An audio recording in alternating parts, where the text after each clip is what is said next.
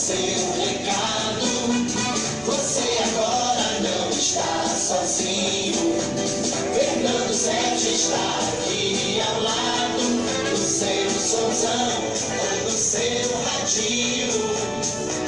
Se você está morrendo, conte agora com Fernando. Tudo é alegria e felicidade. Muito obrigado pela audiência. Aqui o ouvinte é um privilégio. Nosso sucesso é você com a gente aqui no show do Fernando Sérgio. Alô Rio de Janeiro, alô Brasil, alô mundo inteiro. Que prazer, estamos aqui juntinho de vocês mais uma vez.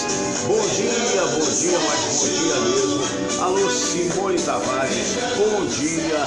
Alô Marco Silva, sempre muito atento ao programa do dia de hoje. Estão faltando 12 dias, não é isso? Para você chegar aí em João Pessoa, que vocês chamam de Jampa.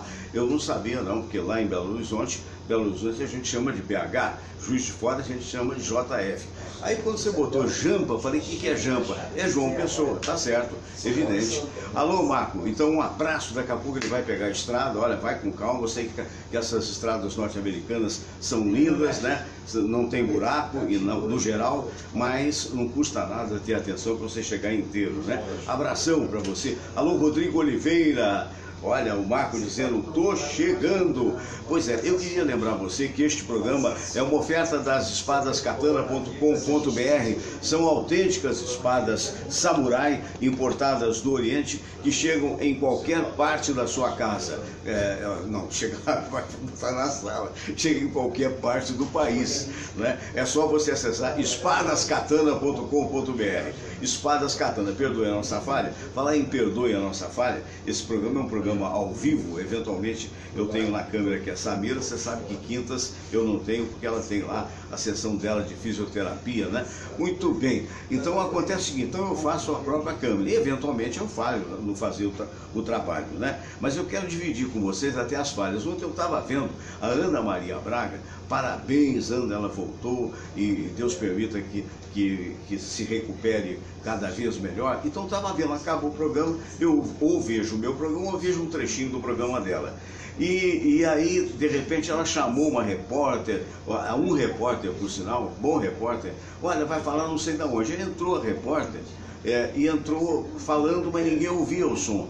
Aí ela volta para ela com o Louro José, ela diz, não, olha, houve algum problema e tal, o que houve? Aí está ouvindo no ponto, que eu usei quando trabalhava em televisão, né? Aí o diretor deve ter falado, olha, foi colocado sem som, então vamos ouvir de novo. Quer dizer, imaginem vocês. Alô Edgar Olof Moschen, alô Fábio Bittel. Se isso acontece na Rede Globo, não vai acontecer no modesto programa do Fernando Sérgio? Claro que vai acontecer. Tudo que é humano, na realidade, é a partir desse fato que a gente parte para aperfeiçoamentos, né? Eu acho o erro muito importante, porque através do erro, se você tiver a humildade necessária para perceber, você aprende. Eu queria lembrar também, olha aqui, nós vamos fazer no dia 6 de maio, eu já falei isso com vocês, daqui a pouco eu vou falar com o Dr. Aibeda que está aqui, que foi um inspirador desse show. Na verdade, eu então aceitei fazer parte digamos assim, da coordenação. Vou fazer a apresentação, até que não tenha um apresentador melhor, não tem o menor problema, mas de qualquer maneira vai ser no Tijuca Tênis Clube e em benefício à Casa do Acolhimento, né? Nossa Senhora do Belo Amor. Essa Casa da Convivência, mas eu acho que é mais do acolhimento, né? Porque a convivência qualquer um pode conviver, acolher é o que eles fazem, a meu ver. Depois da visita, não, quem tem improviso sai fora. Quem tem improviso sai fora, mas não é mesmo? É acolhimento, né? Até eu agradeço, a Casa da Convivência. Mas você vai conviver com quem? Quando você fala acolhida, você está sabendo que tem alguém que foi acolhido. Quem é que foi acolhido ali? Quais foram os acolhidos? 64 jovens entre 7 e 19 anos, todos autistas. E esse pessoal está precisando de dinheiro, então a gente se comprometeu. Eu quero agradecer publicamente a alguns cantores que já assumiram o compromisso de ninguém está recebendo nada, ninguém está recebendo nada. E o ingresso que vai ser vendido vai ser no Tijuca Tênis Clube. Nosso obrigado à Sônia do Tijuca Tênis Clube, que através do Vitório cedeu mais uma vez aquele importante palco para esse show.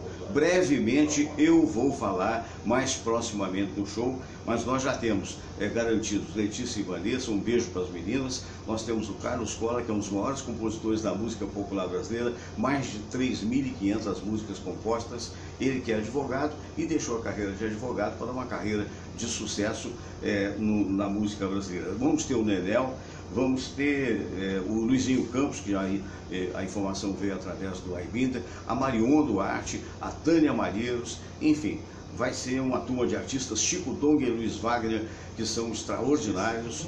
Então vai ter muita gente legal aí participando, e eu fico muito feliz que eu e o Aibinda fomos almoçar na casa, né, Aibinda?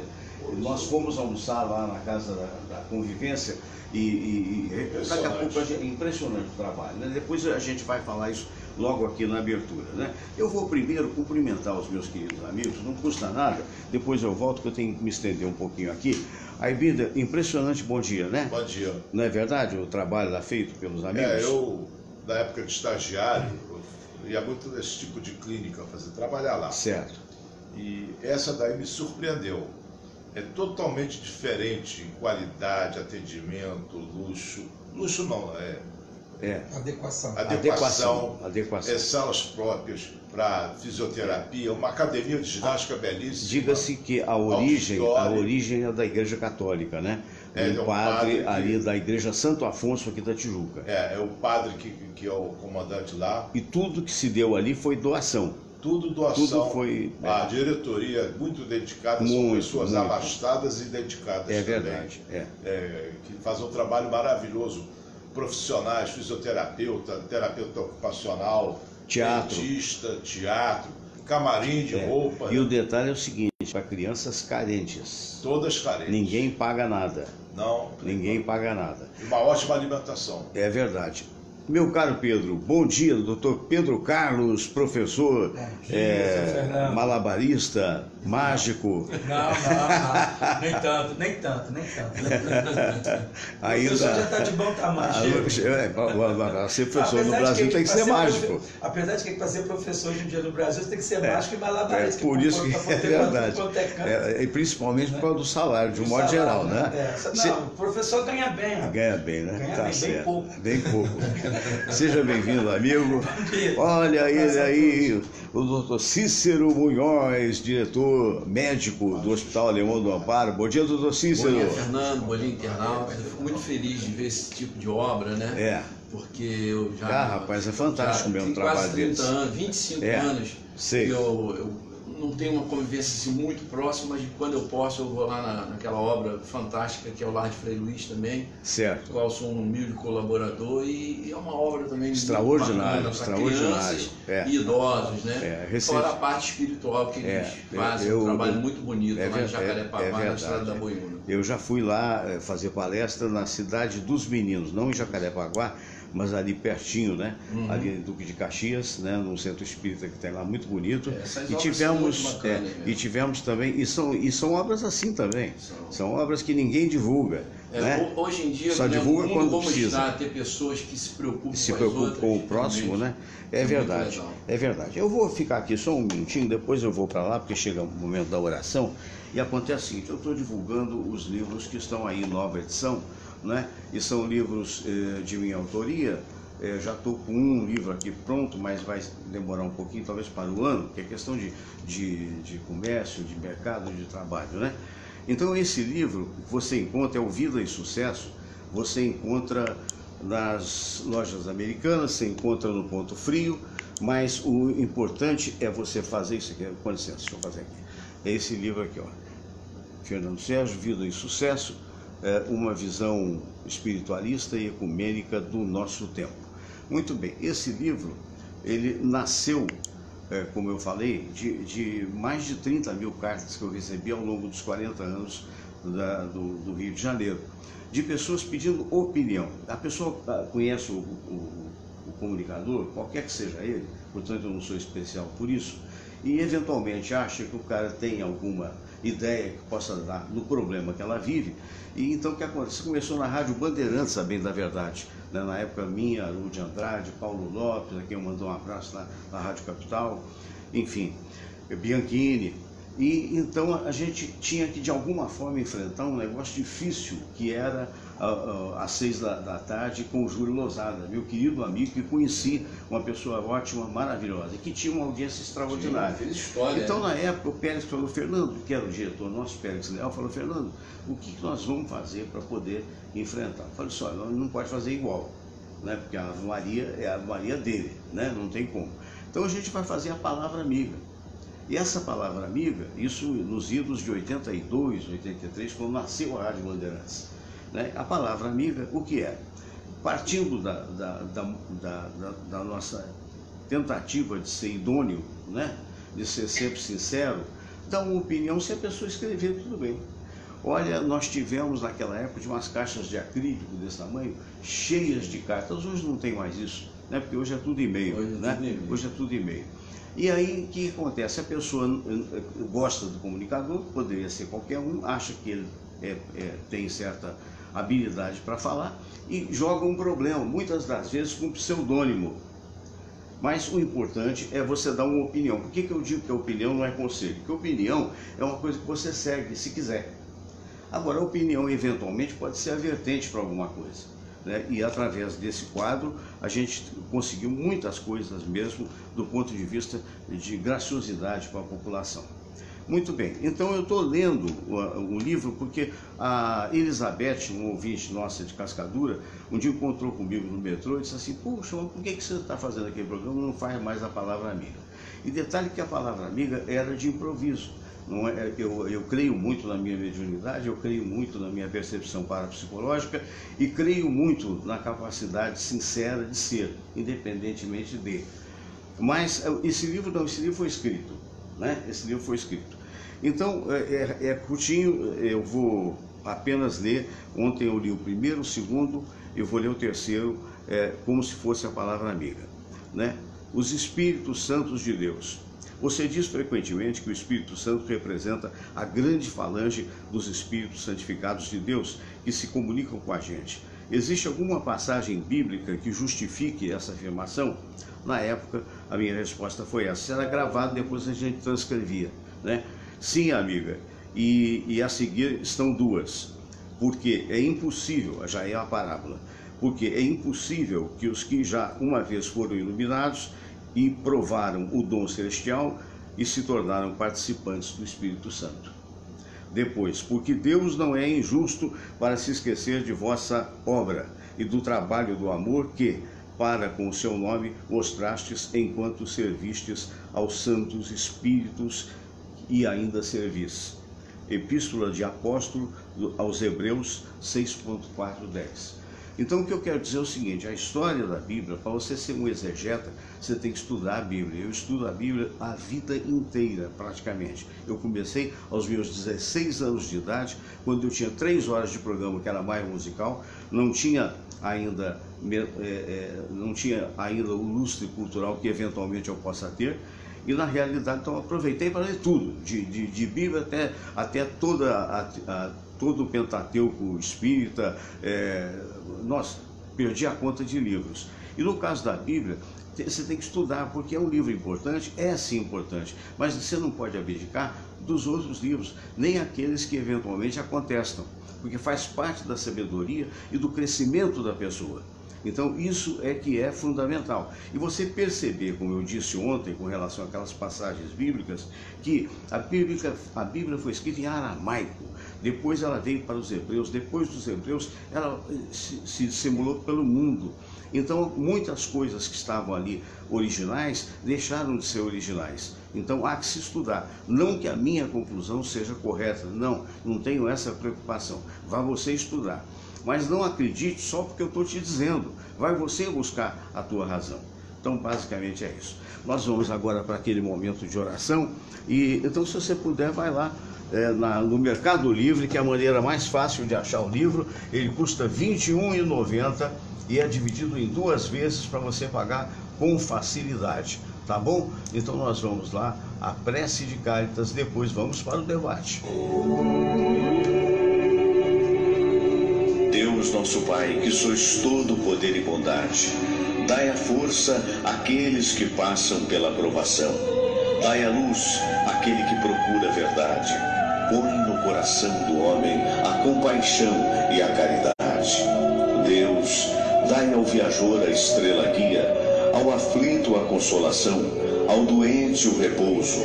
Pai, dai ao culpado o arrependimento, ao espírito a verdade, à criança o guia, ao órfão o pai. Senhor, que vossa bondade se estenda sobre tudo que criastes. Piedade, Senhor, para aqueles que não vos conhecem. Esperança para aqueles que sofrem. Que a vossa bondade permita aos Espíritos Consoladores derramarem por toda parte a paz, a esperança e a fé. Deus, um raio, uma faísca do vosso amor pode iluminar a terra. Deixai-nos beber nas fontes dessa bondade fecunda e infinita, e todas as lágrimas secarão, todas as dores se acalmarão. Um só coração, um só pensamento subirá até vós, como um grito de reconhecimento e de amor. Como Moisés sobre a montanha, nós vos esperamos com os braços abertos, ó bondade, ó beleza, ó perfeição. E queremos de alguma forma alcançar a vossa misericórdia. Deus, dai-nos a força de ajudar o progresso a fim de subirmos até vós. Dai-nos a caridade pura, dai-nos a fé e a razão, dai-nos a simplicidade que fará de nossas almas o espelho onde há de se refletir a vossa santa imagem.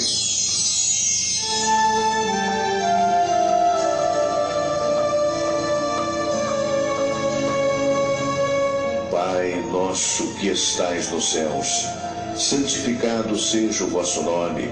Venha a nós o vosso reino, seja feita a vossa vontade, assim na terra como no céu.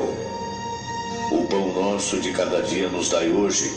Perdoai, Senhor, as nossas ofensas, assim como nós perdoamos aqueles que nos ofenderam. E não nos deixeis cair em tentação, mas livrai-nos de todo mal, porque teu é o poder e tua é a glória, por todo sempre. Amém. Muito bem, eu quero mandar um grande abraço para Adriana Varela. Alô, Adriana, abração para ti. O Marco Silva, o Ricardo Dacre, o Ricardo Alexandre, grande produtor do Rádio Brasileiro, meu querido amigo Francisco Barbosa, que honra, abraço grande para você também. Muito bem, vamos começar aqui com o Dr. Munhoz, porque hoje nós temos vários assuntos, né, com relação à situação que estamos vivendo, e uma coisa que me impressionou muito foi a chuvarada, né? Choveu muito, é verdade que está chovendo muito mais do que o habitual, né? Mas até na época do Tom Jobim tinha as águas de março, né? Só que elas vieram em fevereiro. Inundou parte da Zona Oeste, que não é a sua, mas Jacarepaguá não teve nada, né? Jacarepaguá é impressionante, eu estava comentando com a Embinder isso. Como é que determinados bairros muito próximos um do outro, num foi uma tragédia, e no outro nem aconteceu quase nada. Em Jacarepaguá, eu moro num subbairro chamado Freguesia. Jacarepaguá tem vários subbairros. Claro. E foi uma chuva um pouco forte, mas sem maiores consequências. Na Taquara, que fica 3, 4 quilômetros de distância, que foi uma devastação. A Praça da Taquara, carro empilhado em cima do outro, quer dizer, uma coisa, né? Em Realengo foi uma tragédia. O rio, parece que uma cachoeira inundou e desceu, né, aquele fenômeno da cabeça d'água, né? Desceu arrastando tudo ali em Realengo, num subbairro de Realengo chamado Barata, também inundou tudo. E em outra área de Realengo, que é onde até meu irmão mora, Nós temos até um ouvinte aqui que disse que a casa dela está alagada. É um fenômeno né? estranho mesmo. É lá em Caxias? Não. A Baixada sofreu algumas Baixada, já. né? É, São João de Meriti também, Jardim Maravilha, tá? Até Isso. agora, eu estava vendo reportagem há pouco lá da TV, até agora o pessoal com água pelo joelho. Mas Jardim Maravilha é Guaratinga. Gente impossibilitada de sair de casa. Aí que vem a polêmica, né, o doutor Pedro? Pedro, é o seguinte, o prefeito Crivella culpou a população, dizendo que a maior culpa é da população, textualmente todo mundo viu. E pode ter até uma participação de culpa, mas é aquela história, a maior mesmo é do poder público, que não é o dele é porque não fiscaliza. E do Estado, no sentido geral, não só deste governo, porque não fez saneamento básico e permitiu o crescimento desordenado. São várias situações aí. Nós temos o crescimento desordenado, a assistência, né, pública quanto à questão de pavimentação, de esgoto, a água potável e tudo mais, e a outra questão é de você fazer a coleta do lixo. Então, quando ele coloca que a população joga o lixo nas ruas, na cabeceira de rios e tudo mais, tudo bem, é errado, não vamos dizer que isso esteja certo. Acontece. Mas agora, cadê também o poder público com a coleta do lixo nessas localidades? Então, são localidades que cresceram no meio do nada, sem nenhuma assistência, sem nada. E também o governo também não faz o outro lado, que é você chegar lá e colocar ordem na casa, né? Então, aí vira esse caos. Tem os dois lados aí que são culpados. É uma situação muito triste, né, Iberê, porque eu não posso precisar o quanto, mas dezenas de famílias, vamos dizer, centenas de famílias, milhares talvez, perderam tudo. E sempre que chove acontece isso, quer dizer, é uma coisa que mostra claramente que se cuida, e a gente vê isso de uma forma, quando você vai na Zona Sul, você vê que a Zona Sul está muito cuidada, né? Apesar dos buracos que tem ali no calçadão de Copacabana, tem buraco, mas de um modo geral é muito bonito, como se fosse a sala de visitas. Aí você chega aqui na Tijuca, que dizem que é o bairro nobre do norte, né, da Zona Norte, já o cuidado não é tamanho. E quanto mais lá para dentro, aí que não tem mesmo. Tem solução isso, Wagner? Olha, solução tem. Agora, se vão dar solução, é outra história. A natureza não se defende, ela se vinga. Então, essas agressões que o ser humano comete contra a natureza do planeta todo, estão recebendo um retorno, A gente faz, a né? consequência das nossas ações.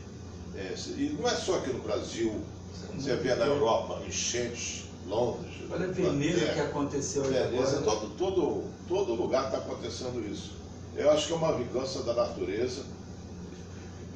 E se não puser o pé no freio dessa devastação que o ser humano promove, vai piorar para os nossos filhos e netos. O futuro é ruim que nos espera mesmo. Eu me lembro de uma grande personalidade, também sumida da minha vida. Em razão do sumiço, eu não vou falar o nome, mas vou contar a história.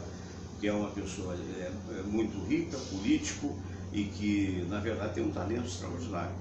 Mas tem essa coisa, ele se agrega a uma pessoa, daqui a pouco a outra e vai, sabe, coisa de político talvez, né? Mas ele contava, e eu não tenho, naquela época, 20, 30 anos atrás, ele contava que, por exemplo, Londres tinha, à época, 6 milhões de habitantes, e que fez uma política de reingresso para o interior de pelo menos 2 milhões e teria se tornado uma cidade melhor. O problema do inchaço também, né, Munhoz? É muito complicado o inchaço das grandes cidades, né? O Brasil sempre teve esse problema, ou seja, já é histórico que as populações, a maioria migrou para onde? Para o litoral, para as grandes cidades, né? São Paulo tem praticamente pessoas de todos os estados do Brasil, principalmente do Nordeste, né? E elas chegam, claro, procurando melhores condições de trabalho, melhores salários, só que isso, do ponto de vista social, não é enfrentável. Ou seja, essas pessoas chegam, aí eu vou contra o que falou o nosso prefeito, acho que falou, pode até ter uma certa razão, mas falou de uma maneira e num momento inadequado, totalmente inadequado. Então elas chegam e não encontram a infraestrutura mínima para sobrevivência. Então vão procurar o quê? Sobreviver aonde dá. Aonde que dá? Aí vem as encostas, aí vem as construções clandestinas, e tudo isso a gente vai pagar conta, como pagamos lá em Jacarepaguá, não, no Itanhangá, né, ali, na Muzema, aonde aí chegam os aproveitadores. Ontem eu estava vendo uma reportagem naquele programa de 6 horas no Siqueira, um programa novo, Siqueira Juntos. Ele estava mostrando lá no Amazonas, um subbairro lá, em que a polícia entrou fazendo a desocupação da área. Mas veja só, pode parecer até uma malvadeza, pô, tá tirando os pobrezinhos. Mais de 70% das casas que estavam sendo construídas eram de pessoas invasoras que não eram pobres e não iriam morar lá. As casas estavam fechadas já para alugar, ou seja, fazem empreendimentos imobiliários para se servir do pobre que vai lá e vai pagar o aluguel, e na verdade é uma invasão planejada. Esse é que é o problema. Aí a culpa depois é do pobre, que realmente precisa morar. Então esse conjunto de coisas erradas acabam nisso. Aí vem o esgotamento sanitário, tudo errado, de maneira errada, lixo na rua. Essa fala do prefeito, ela não se aplica integralmente, porque, por exemplo, Jardim Maravilha não tem saneamento nenhum. Sim. Não tem um saneamento, não tem bueiro. É verdade. Qual é a culpa do mas bueiro? A maior parte das regiões que foram alagadas na Zona Oeste, Itaguaí, Seropédica, Mangaratiba, todas essas áreas não tem rede nenhuma. Não tem. Não são valas terra, né? Terra, mas é tudo aterrado pelo próprio morador. É jogado direto no rio que tem. Rios não, né? Nos valões. Rios são valões. Duas observações. Primeiro, quando essa ocupação exagerada do litoral, Brasília foi construída para descentralizar. Uma das razões para interiorizar a população. Fazer o trajeto ao contrário. É um dos pontos. Segunda coisa, não estou defendendo a Rússia, a União Soviética, mas tinha uma política que funcionava bem. Você não podia sair daqui e morar em Teresópolis. Eu vou morar em Teresópolis. A gente decide que vai morar em Gramado. Não tinha essa liberdade. Né? Não tinha essa liberdade. Para você ir para outra cidade, você tinha que ter uma autorização.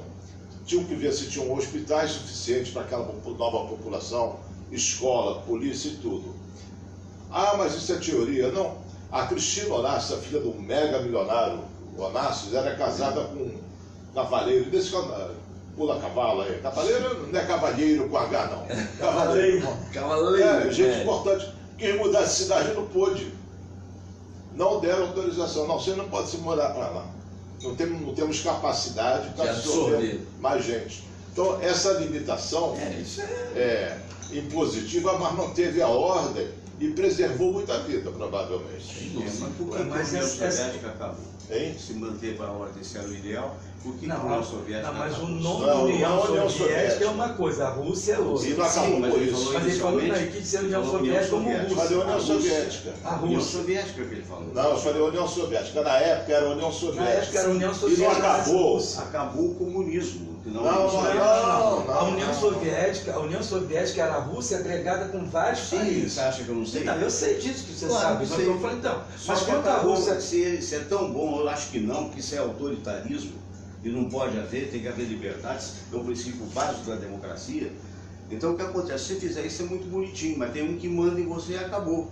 Amanhã morre a tua mãe lá em Petrópolis, você não pode visitar, porque o cara não é visitar, é morar. Morar. Que seja. Quer dizer, não sei, eu estou em desacordo. Acho que o exemplo é um exemplo, mas de qualquer maneira eu não gostaria de seguir. Eu gostaria de não ver gente morrendo afogada, desabando o casebre. Claro, mas você vê em todo mundo. Isso você vê nos Estados Unidos, recentemente. Meu filho morou 8 anos nos Estados Unidos, tirou fotografia com árvore desse tamanho, caída em Miami. Não tem como fugir disso. Como é que você vai fugir da fatalidade? Os acidentes naturais. Acidente natural é complicado. O que a gente precisa o que a gente precisa no Brasil, que isso aí já é anos, é um trabalho esse trabalho de interiorização não é só você manter esse povo no seu local de origem, você tem que dar para ele trabalho, água, luz, tudo, saneamento, condições. Aí eu te pergunto assim, qual empresa que vai querer colocar uma fábrica no Nordeste brasileiro se você não tem nem condições de chegar lá? Vamos pensar vamos colocar que lá se lá tem todas as estruturas, tem água, tem isso, tem aquilo, mas não tem estrada para você chegar lá. Então o país todo, o nosso país, ele se preocupou com os grandes centros e não se preocupou em manutenção do campo, vamos dizer assim. Então, para eu poder ter uma situação de vida não digna, mas melhor o sobrevivência, eu tenho que ir para o grande centro. Não investe em infraestrutura. Aí o grande centro também não investe na infraestrutura, ou seja, viram dois caos. Plantação de soja, para escoar a plantação de soja, não tem estrada. Não tem estrada. Aí quando chega em São Paulo e Santos, não tem vaga no porto.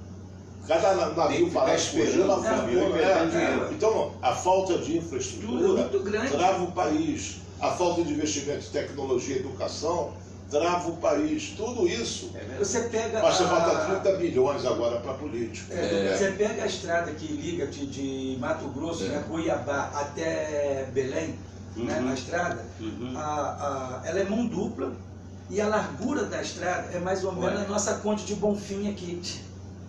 Que onde você passa milhares de caminhões por dia. Isso eu andei nessa estrada, que vários trabalhos que eu fui fazer em Cuiabá, em Sinop, em Alta Floresta, tudo mais, passava por essa estrada. Inclusive até teve um acidente feio com a gente lá numa época. Lá quando você passar 2 caminhões, parece que um caminhão vai arrancar o retrovisor do outro, com onde que a estrada é estreita. E a estrada que está escoando milhares de toneladas de soja, arroz, o caramba, produção de gados e tudo. Você vê que nós estamos atrasados, porque eu estou casado com a Samira há 40 anos. Na minha idade. No primeiro ano, se isso for de deboche, eu te agrado. No primeiro ano de casados, a gente foi para... A primeira vez que eu fui na Argentina, né? E ia outras vezes. E quando chegamos lá, a gente ficou surpreso, porque o argentino, naquela época, isso que é 80, naquela época, o argentino, é um lado bom, ele não ia para uma outra cidade, para Rosário, para o que fosse, de carro. Não, ele botava o carro no trem e chegava lá e ia. Quer dizer, e já naquela época havia a coisa das estradas ferroviárias, não é mesmo? Quer dizer, seria muito melhor para o Brasil. Que foi um grande erro do Brasil, um grande erro histórico, fazer o que fez, porque na verdade diz a história que o Juscelino Kubitschek se comprometeu para desenvolver a indústria automobilística e começar um certo desmonte no transporte ferroviário. E a coisa, em vez de pelo menos parar por aí, não foi piorando. E hoje a gente vê uma série de estradas de ferro aí abandonadas. Aquela que ia para Valença, Volta Redonda, aqui ia para a região dos Lagos, aqui ia para Mangaratiba, tudo isso destruído. Enquanto a Europa, multiplicou a malha ferroviária. Sabe qual país do mundo que lucra mais com café? A Alemanha, que nunca plantou um pé de café. Não tem clima para isso. Que importa, né? Ela importa do Brasil, distribui para a Europa por causa da boa rede ferroviária. Ainda tem fabricação daquelas cápsulas que são extremamente lucrativas dessa máquina de café. Nespresso, então, ela lucra muito mais do que o Brasil sem ter um pé de café. É mole? Falta dessa infraestrutura. Aliás, eu queria comentar uma coisa que pode ser, deixar bem claro o seguinte: esse comentário se deve a um programa que eu vi ontem, não sei se vocês viram, o Roda Viva. De vez em quando eu vejo. Eu parei de ver um pouco, porque ele é muito tendencioso. Pode ser tendencioso, mas como não é... Tem algumas coisas aí boas. Pois é. Ontem eu vi esse programa inteiro e por acidente, né? E eu quero deixar bem claro o seguinte: eu não estou fazendo nem situação, nem oposição, apenas o fato que jornalisticamente eu sou obrigado a tocar. Gostaria de tocar no sentido contrário até. Estava lá o Gustavo Barbedo, que foi chefe da campanha. Gustavo Bebiano. Gustavo Bebiano, que foi chefe da campanha, presidente do PSL, chefe da campanha do Bolsonaro, ele teceu inúmeras críticas ao presidente a partir da sua própria demissão, mas dizendo a sua preocupação com o país. Dizendo que o presidente é até uma pessoa honesta, bem intencionada. Recentemente até o próprio Munhoz me mandou uma informação que eu até acredito nela, da história do dono da Havan, que ofereceu dinheiro, ele não quis, e até foi confirmado que a campanha foi muito barata e tal. Mas ele diz, entre outras coisas, o seguinte, que se queixa das declarações de querer jogar a dualidade, ou seja, ou você é ou você não é, ou você está dentro ou está fora. E ele perguntou assim, o que vamos fazer? Metade da população do Brasil não está dentro, vamos queimar todo mundo, é isso? Ou vamos jogar no mar? As expressões dele não são minhas, não.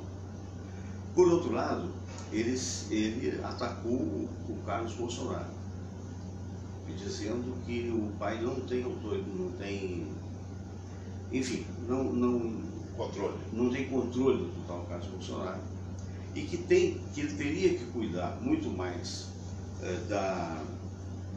se vocês puderem, depois vejam no YouTube, eu acho que é muito importante ver, tinha que cuidar muito mais do país do que falar as coisas que falam, porque isso estaria afastando investidores do Brasil. Seria uma série de coisas, algumas eu até fico preocupado, né? Como ele diz também, se houver um regime de exceção, será um atraso para o país. E será, porque quando você faz uma exceção, efetivamente os investidores internacionais acabam sumindo. E aí? Munhoz. Não, eu digo e repito para você toda vez que a gente toca nesse assunto. Se vier um regime de exceção, não foi porque quem está no governo quer, não. A oposição está pedindo isso. Não, da maneira que eles estão agindo.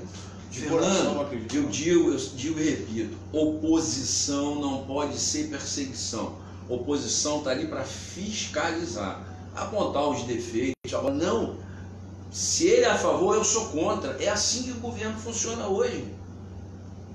O governo foi e botou uma carteirinha grátis para o estudante. Os deputados foram contra, mas me dá um argumento para ser contra. Tem um bom argumento.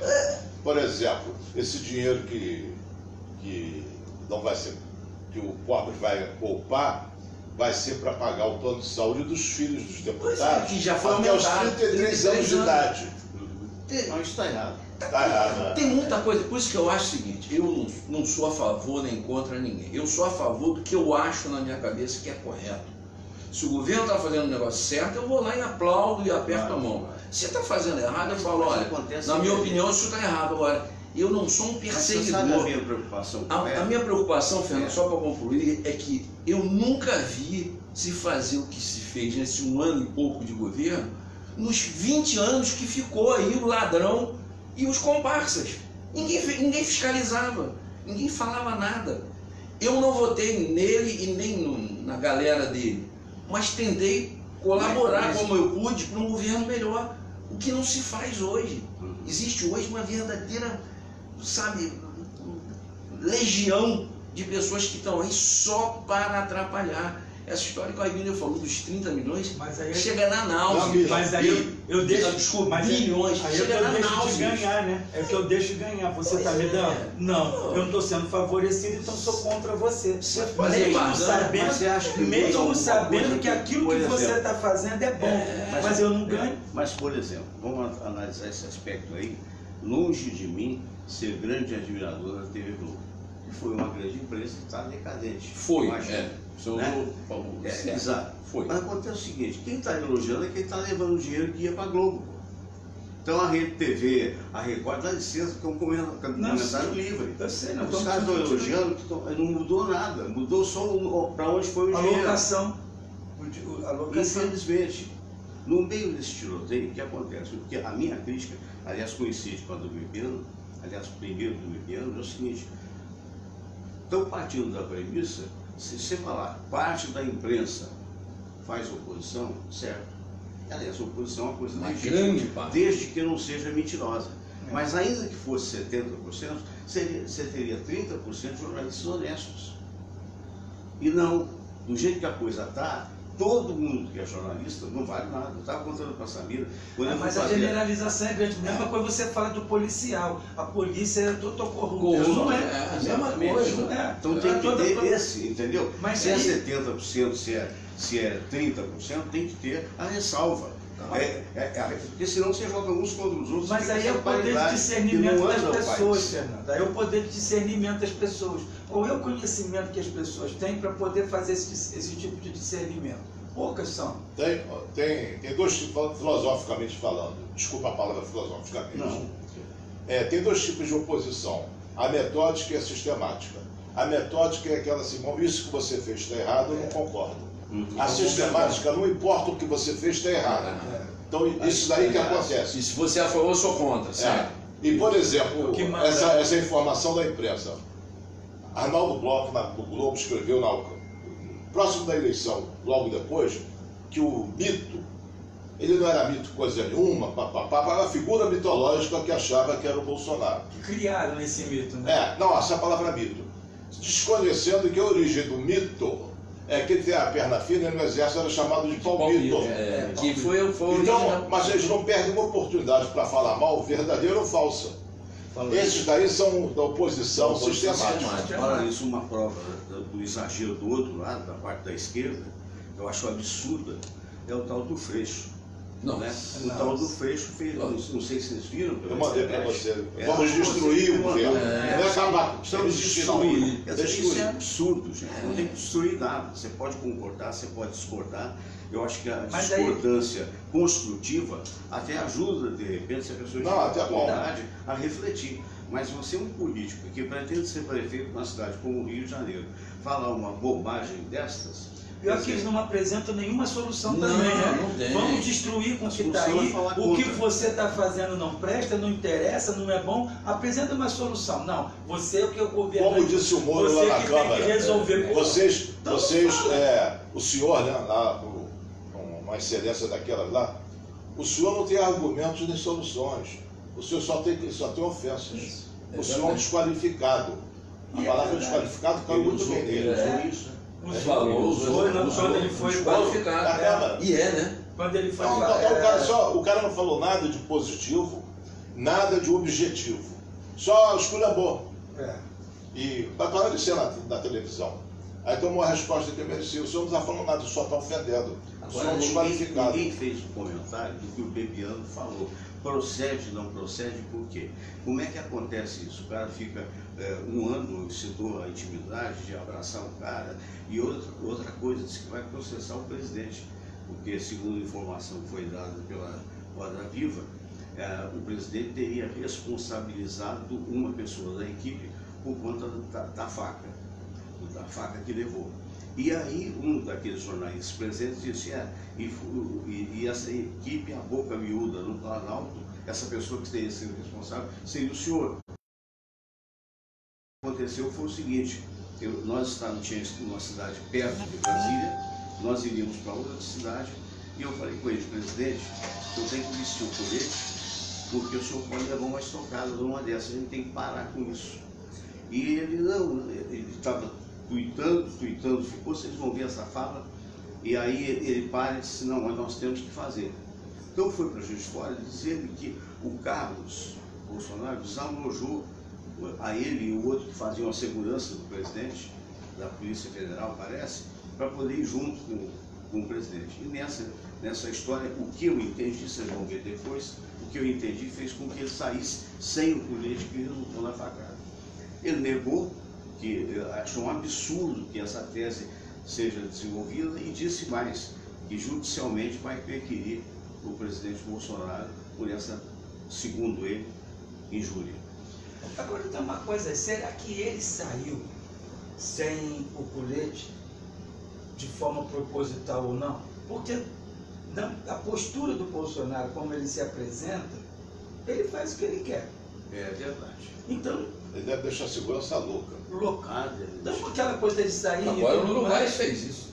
Entendeu? Agora o Uruguai. Foi, se meteu no povo, pegou a bandeira, balançou a bandeira. Então você acha que não tem que fazer essa culpa de um ou de outro. Então ele mesmo pode chegar e falar assim, eu vou sair. E numa cabeça assim... Mas essa acusação de um Bolsonaro kamikaze... E outra coisa, vamos botar assim, isso nós admitimos, na cabeça da gente admite, que um grande centro, se fosse assim, a capital, Belo Horizonte, Rio de Janeiro, São Paulo, Vitória, isso poderia vir a acontecer numa cidade do interior, mesmo que Juiz de Fora seja uma cidade com uma população alta, mas é um interior. Isso no interior, você não vai imaginar que numa cidade do interior vai acontecer uma coisa dessa. Então isso não é só isso. Você viu em várias reportagens aí, quando o Lula também aparecia sem nenhum tipo de proteção, Dilma, todos os outros presidentes anteriores. Todos os presidentes anteriores faziam isso. Então, não é culpar isso. Esse risco nunca foi computado. Nessa ideia, foi nos Estados Unidos. Eu não admito essa hipótese. Andar no carro conversível. Exatamente, sem proteção nenhuma. Não, proteção tinha. Acudia a capota do carro. E agora o Abrão Lincoln foi morto dentro Abrão Lincoln foi morto dentro da Assembleia. No teatro? No teatro. E aí? Então, e agora? Cadê a segurança dele? Olha, quando o cara está disposto a ser preso ou morrer, não tem ninguém que segura. Acho que não é uma coisa que não tem nada a ver. E com relação a esse lado que ele ficou ofendidozinho e tal, desculpa, não andei bebiano, desculpa. Excelência. O senhor está se ofendendo à toa. O que ofendem o ministro Moro, o que ofendem o presidente. O Ciro falou num vídeo aí que é a familícia do Bolsonaro. Quer dizer, isso não é ofensa. Então, desculpa, eles se ofendem entre eles. Eu gosto do Ciro, mas uma coisa que ele colocou, que eu vi esse programa, que o Bibiano colocou, que eu vi o programa, que foi sobre a questão do filho. Não, peraí. Ele acusa nesse programa, vocês vão ver e vão falar se está certo ou está errado. Eu vi o programa todo e deve estar no YouTube. Ele acusa o Carlos de ligação, o Carlos Bolsonaro, de ligação. O dia que vocês souberem quem é essa pessoa, vocês vão se surpreender negativamente e muito. Sim. Peraí, ele foi o chefe, ele era o secretário do presidente, o secretário de governo. Não, eu sei. É o cara que fez a campanha o tempo todo. Olha só. Falou uma outra coisa que pode ser uma mentira. Que o maior das despesas saiu do bolso dele. Vamos pensar assim, bolso de jantares, outras coisas. O seu filho sai por um caminho errado, vamos dizer Qual a sua assim. culpa? Qual é a sua culpa? Eu sempre falo isso também. Querer atingir o presidente com os filhos, eu acho o pai pelos filhos, como é seu filho. E ele mesmo falou uma vez, Bolsonaro, meu filho não errou, vai lá e culpa ele, acabou. Agora vai vir falar pra mim do meu filho, que eu que não criei errado. E a proximidade não justifica muita coisa. Porque o Palocci era muito próximo do Lula e acusou ele de horrores. Proximidade não tem nada a ver. Na hora que eu tenho que tirar a minha culpa, eu vou acusando todo mundo. Entregou mesmo. Entregou tudo. O Cabral agora não entregou a mulher, não entregou o pesão, não entregou todo mundo. Então. Eram próximos. Amiguinhos há anos. E outra coisa que ele fez. Eu acho que não tem nada a ver essa coisa. É a notícia do momento. Sim. Você tem que focar uma coisa que é na TV Cultura, uma TV importante de São Paulo, né? E isso foi para o Brasil inteiro. Então tem muita gente que concorda. Mas é questionável. É questionável. Sim, por isso que nós temos que. Eu posso até falar, Fernando, seu filho é isso, seu filho é aquilo, mas eu não posso chegar para você, Fernando, você é culpado do seu filho ser assim. Se fosse assim, os filhos dos ricaços, os ricos, não existia bandido. Os filhos dos ricos teriam que ser todos bonzinhos, que não são. E os filhos do bandido teriam que ser bandidos, e filhos de bandidos são honestos. Vamos falar a coisa como ela é. A turma que da sistemática, né, da oposição sistemática, o desespero. O desespero culminou agora acusando a mulher do presidente de traição com um camarada que era do governo, não sei o que lá, terra. Gente, isso é uma vergonha. Até que fosse verdade, o que isso importa, o que o povo, o que o país ganha com esse tipo de coisa. Isso é desespero de quem está sem Você viu o discurso do Ciro acusando o Bolsonaro por causa do tiro, suposto tiro, pelo menos, que o irmão tinha levado? O irmão só estava passando por uma Só por cima dos outros. Em cima das pessoas. Você imagina se fosse o famílias, filho do Bolsonaro que estivesse na direção daquela escavadeira? Não precisa ser o filho, não. Precisa ser o filho, não. Qualquer um da família, né, vamos dizer Você assim. falou nada, ele sairia de lá preso, estaria preso até hoje. Tremendo prejuízo político. São essas desigualdades que eu não gosto. Alguém que está nos assistindo, muita pessoa vai falar, mas o Munhoz está defendendo. Não estou defendendo ninguém. Ninguém está defendendo ninguém. Eu Estamos gosto de analisando os ser fatos. justo. Eu acho que uma das coisas na vida mais preciosas que existe é a justiça. E isso a gente tem pouco no Brasil. A começar no nosso Supremo. Por Que exemplo, vive soltando por exemplo, Que é exemplo, totalmente induzido. Que exemplo eu posso dar para meus filhos? Foi recomendado por um juiz de Brasília a soltura do Gedel, dos 52 milhões que foram descobertos. Ninguém sabe onde é que foi parar os tais 52 milhões, nem a imprensa de Nada. Gente, não vamos ver investigativo. não vamos chegar a Brasília. Mostra onde que está. Fernando, não vamos chegar a Será que Brasília, tocaram não. fogo? Eu sei. Não vamos chegar a Brasília, não. Olha o nosso Palácio Tiradentes aqui. 4 deputados foram condenados, estão cumprindo pena, estão agora soltos por uma liminar, que a Justiça soltou por uma liminar, e eles vão retornar à Câmara, vão assumir o poder, ou seja, 4 condenados vão legislar a favor daqueles que nunca foram condenados. Vergonha isso, é uma vergonha. Ou seja, como é que pode isso? Que justiça Como é que você é explica essa? isso pro teu filho e pro teu neto? Explica. Não tem como. É o poste mijando no cachorro. É o poste mijando o cachorro e a carroça puxando o burro. É verdade. Porra, não tem. Aí quer dizer, eu para eu poder fazer um concurso Trocando em miúdos, público. é a imunidade. Ué, você vê assim, para Aqui qualquer um de nós. impunidade e imunidade são as duas palavras. É a impunidade e a imunidade parlamentar que não deixa você botar a mão no cara. Você vê, qualquer um de nós, para fazermos um concurso público, não podemos ter nenhum tipo de processo. Isso. Para fazer um concurso público. Nós temos que ser ficha limpa. Temos que né? ser ficha limpa. é obrigado. O cara que vai legislar, criar leis para poder determinar Esse a pode. ordem de um povo, esse é o bandido. Não, mas você está esquecendo. Em Brasília tinha um deputado que era preso de Que dia. é de dia. De dia ele podia sair para Ele trabalhar. ia de dia para E de Assembleia noite e de noite voltar. voltar preso. Legislar para nós, seus bandidos desonestos da população. Porque é aquela história, fizeram a reforma da Previdência. Isso é admissível, cara. Por que não fazer imediatamente a reforma política? A reforma política, de que maneira? Para que um cara desse precisa ganhar 32 mil reais, que a gente saiba, faturando muitíssimo 32 de mais? salário, De né? salário. Fora ajuda de Chegar- custo e tudo mais, Pra quê? a 100 e poucos Não mil. é? Ô, professor, você sabe que eles ganham ajuda de paletó mais do que o seu Tudo. salário? Eu sei. Um juiz ganha 6 mil reais de salário por filho para contribuição de educação. Ou seja, Até 6 que mil. idade? Até o Tem isso. universidade. E outra, 6 mil reais é o salário base de um professor para entrar na universidade com doutorado. Esse é o O país. salário de um professor inicial com doutorado para entrar numa universidade pública é o que o juiz ganha de ajuda de custo para pagar a Mas educação do seu é filho. coerente. Porque come lagosta vai gastar quanto? Porra, lógico. Isso, Né? e preste atenção. E lagosta com prato de porcelana e Isso talher de tudo que prata. o nosso amigo Pedro Carlos está falando é o oficial. É, É o Oficial. oficial que está lá no escrito contra-chefe. no bonitinho. E a quantidade de dinheiro que essa turma movimenta no paralelo.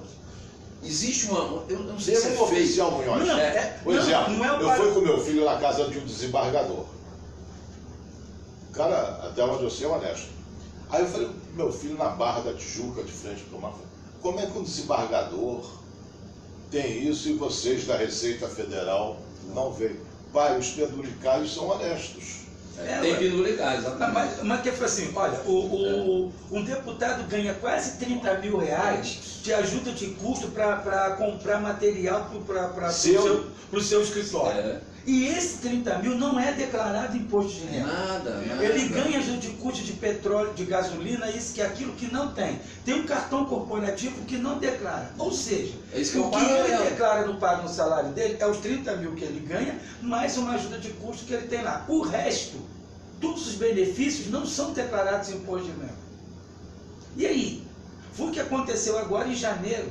Os deputados estavam todos de recesso, ligando para Brasília para saber quanto que ia ser depositado a ajuda de custo deles.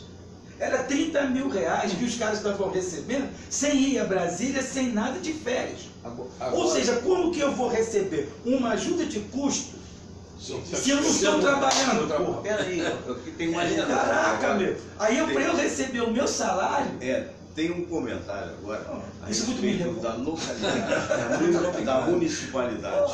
Nós não dizer que a gente só falou de federal, de estadual, Não. vamos para a municipalidade. Não, mas isso Eu acho daí que vocês viram no isso noticiário, o Aibinder, a Câmara de Vereadores estava em recesso por 2 meses. E a primeira sessão foi feita semana passada, durou 40 minutos. 40 minutos. É muito trabalho. Para que é vereador? Se não tem utilidade, né? Eu sou a favor. Eles de do recesso trabalho, só dão trabalhando menos despesa do que trabalhando. gasta muito menos. 40 minutos. Não, a gente Certo, está falando feito. dessa questão do municipal, eu não sei se isso permanece, mas você vê que vereador e deputados estaduais não brigam por aumento de salário. Não, mas para quê? Porque, não, Não, mas não é isso não. Já pensou? Está na Constituição, não sei agora como que está esse percentual, mas na Constituição, que o que mantém a referência dos estados e municípios é o federal.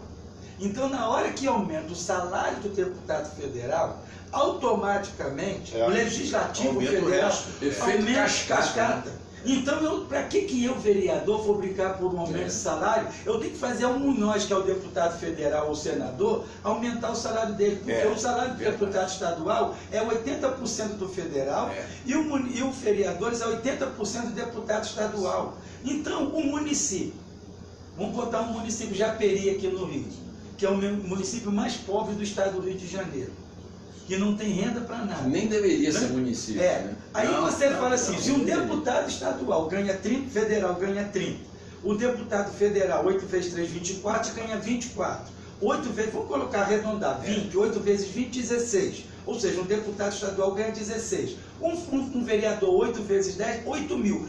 Um vereador em Japeri ganha 8 mil reais se o município não tem arrecadação para isso. Quer ver? Eles podiam ganhar nada que estava no lucro.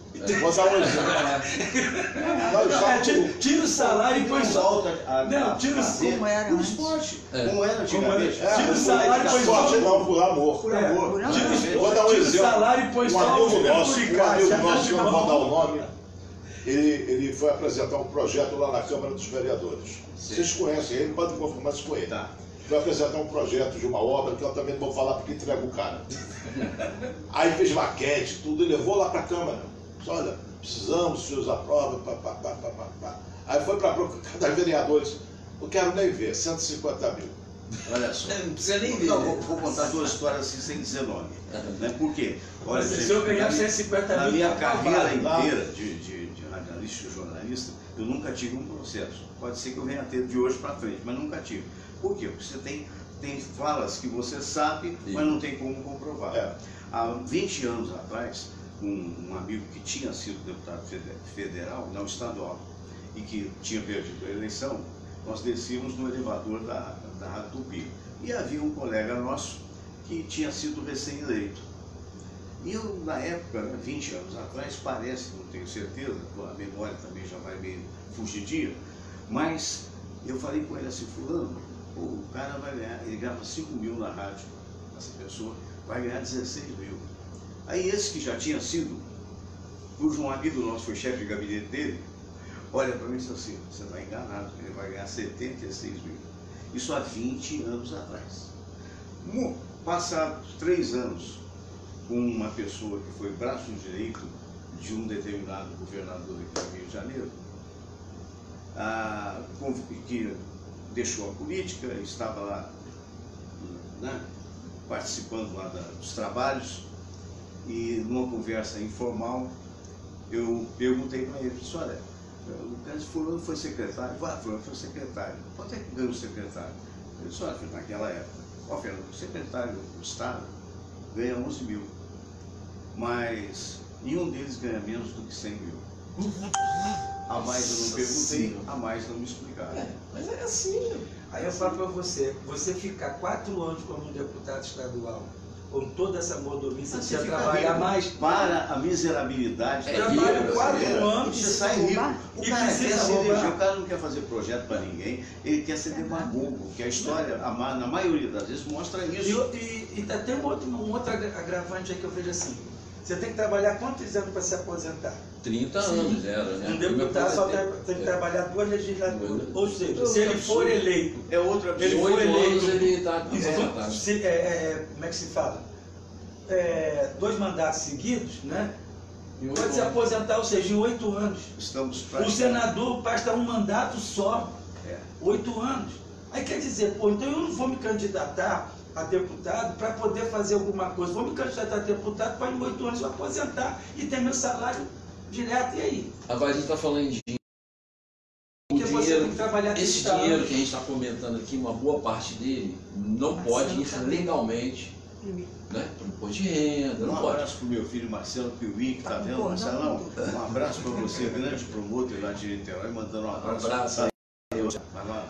Então, uma grande, não vou falar uma grande parte desse dinheiro, ele é mantido como dinheiro, ok? Então teve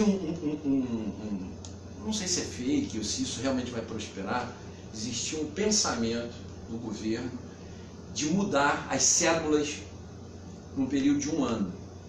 Todo mundo que tivesse dinheiro, dinheiro É. oficial, tem que ir lá mudar, porque a nota de 50 vai mudar essa característica.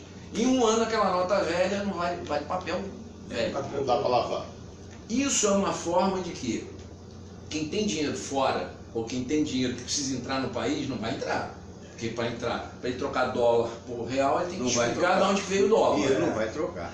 O dinheiro que ele tem na mala, como teve o outro lá no Gerdau. o Gerdau, Tem vários. o Gerdau, não ia, aquele dinheiro dele ia, Não, teve aquele- acabou. Não, Ele ia não, ter que trocar ou ia ter que deixar lá. E Como é que morrer. você vai chegar com 51 Eu milhões na acho, boca do O da caixa? mala me lembrou aquele cara do Cunha, do Eduardo Cunha, lembra? Assessor também. Isso Tinha também. 500 mil Aqueles que na são mala. correndo com a mala. Então, eu acho que, eu não sei em que pé está esse tipo de pensamento. Do Temer. Eu acho que isso devia ser realmente pensado. É uma atitude bem inteligente. Para mim, que tem o meu dinheiro oficial direitinho, não vai importar em nada. Para você, para nós todos, nada. Porque o nosso dinheiro está lá. No fim do ano, no início do ano, a gente declara o imposto de renda. Ora, para quem tem esse dinheiro sujo, que às vezes é 4, 5 vezes o que ele tem oficial, isso aí perderia o valor. Eu acho que Especula-se, né? é uma atitude que poderia prosperar. Eu não sei se com a qualidade da nossa Câmara e do nosso Senado isso prosperaria. Aquele governador de Brasília que foi preso, agora não, foi deputado federal em Brasília, que agora foi solto depois de 3 anos preso. O cara foi solto agora. Ele Não é o Gedel, não? Não, O Gedel tá para ser. o Gedel é Bahia. Bahia. O Estevão, Acho que não Não. sei, não foi o Estevão. Estevão não. ficou Eu sei preso que anos. ficou, mas sei que saiu agora, esqueci o nome dele. Saiu sexta-feira. Ele saiu e aí, claro, né, que isso é uma sacanagem, né? Que ele estava preocupado como é que ele ia agora, né? Se manter e tudo mais. Simplesmente quem tem na conta dele, mesmo preso e agora solto, só 10 milhões de reais. Milhões. 10 milhões de reais. Aonde que ele arrumou isso tudo? Agora, ele ficou preso porque roubou esse dinheiro. Ele foi preso por causa de desvio e tudo mais. Ou seja, ele desviou todo o dinheiro e o dinheiro continua na mão dele, foi solto e vai usufruir desse dinheiro. Georgina. A maior Lembra da Georgina do INSS. Alguém lembra ainda da Georgina? Não, está morando em frente, mora agora na Barra, né? E dá um outro cobertura programa. de frente para o mar e ninguém Dá sabe. Não mais viu 10 nada. programas a respeito, porque nós estamos quase no final, você está me lembrando de tantos casos assim, e você fica louco. abobalhado, né, E agora? abestalhado. Especula-se que o dinheiro que o condenado Sérgio Cabral Tá com bilhões, tem né? 1 bilhão, parece. Não, Imagina mais, o que o Lula mais, deve ter Fernando, responsável. Fernando, ele tem mais, São porque 200 milhões para quem tem. Só falando de 1 bilhão. porque aí ele ainda quando governador, menos. o Cabral ainda quando governador deu uma festa, pelo menos foi o que colocado no jornal, que ele deu uma festa em Mangaratiba, naquela mansão pequenininha dele, que aquilo ali eu vendi para ele, que aquilo ali era o quintal da minha casa, né? Aquela mansão dele lá. Né? Ele fez uma festa lá para comemorar esse primeiro bilhão dele. Isso ele ainda estava no poder. Ele ainda era governador. Isso saiu no jornal e tudo mais. Ele fez a festa para comemorar o primeiro bilhão.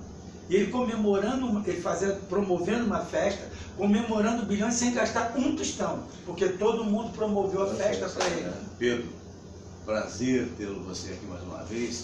Meu caro, foi um prazer. É melhor eu continuar com esse. Você está mandando a gente embora, é isso? Não, eu não vou embora, não. Eu fico com Não, eu não vou embora. Eu Por favor, cale a boca. Eu fico com medo da bateria, porque a bateria, teoricamente, ela Tá no vai fim. até 1h20. Isso aí. Então não vamos abusar da bateria. Fizemos um programa tão interessante que esse foi muito interessante, eu acredito que vocês tenham gostado.